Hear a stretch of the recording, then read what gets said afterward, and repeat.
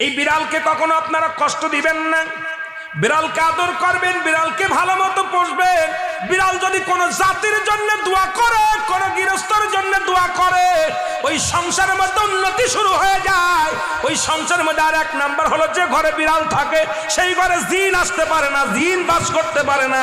আর একটা ঘোষণা শুনেন, নবীজি বলে গেছেন, যে ঘরের মধ্যে বিড়াল ছানা বাস করে ওই ঘরের মধ্যে জিন জাতি প্রবেশ করতে পারে না। তাহলে ছোট ছোট মাসুম বাচ্চাগুলো যে ঘরের মধ্যে থাকে, মুসলমান অনেক সময় জিনের আশ্রয় পড়ে যায়, অনেক সময় জিনে আসর করে, ওই ঘরের মধ্যে জিনে আসর করে।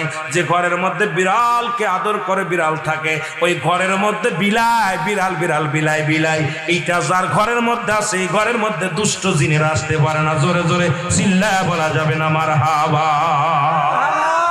একবার নবী সুলাইমান আলাইহিস সালাম শুনতে পাইলেন, পাশের বাড়িতে একটা কুকুরকে কষ্ট দিয়ে বিষ